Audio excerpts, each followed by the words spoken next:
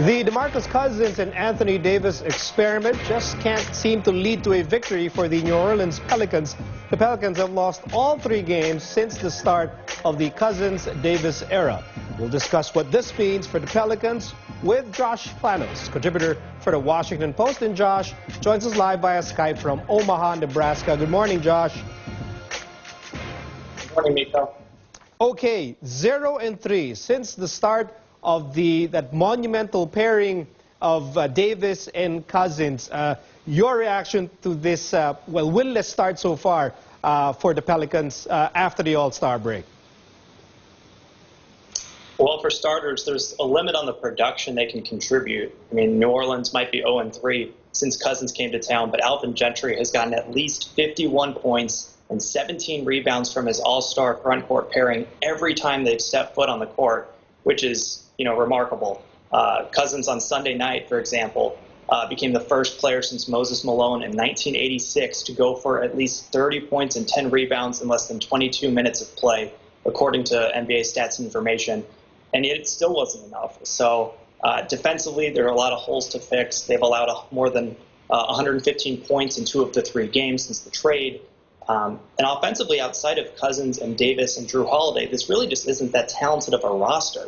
I mean, it's a roster populated by 10-day contracts. ESPN's Justin Verrier noted that 4 of the 9 guys who played Saturday weren't even on the team before the All-Star break. So while the experiment has been rough so far, I think the pieces surrounding Cousins and Davis are really the issue right now.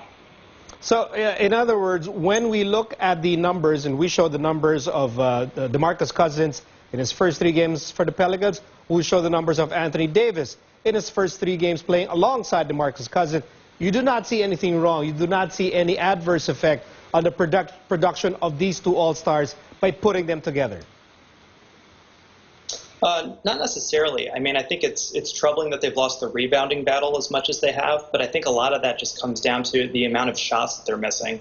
This is really a terrible 3-point shooting team. I think that they're 19 for 75, which is barely hovering above 25% since the deal.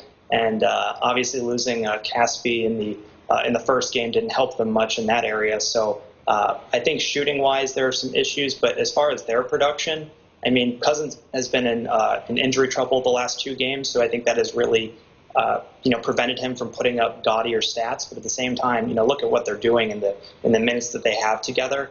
I think the pairing is as formidable as we expected.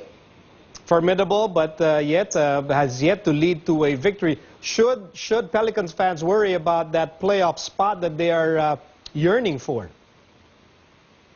Absolutely. I think the most common misconception of the NBA All-Star Weekend is that it signals the halfway point in the season, when it really doesn't. I mean, New Orleans entered the break with 25 games remaining of its 82-game regular season schedule.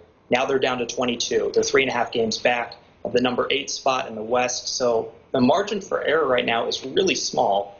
So the learning process has to speed up. There's really not a whole lot of time for people to get adjusted to one another. It's really, it's go time now. It's the final stretch of the season. And when you lose games to, Houston, Dallas, Oklahoma City, that's always problematic, but especially so when all of them rank ahead of you in the standings. So I think moving forward, this is a team that really needs to gel and gel quick because they're just running out of time, frankly. Josh Planos, Washington Post contributor. Thank you so much, Josh, for joining us tonight. Thanks for having me.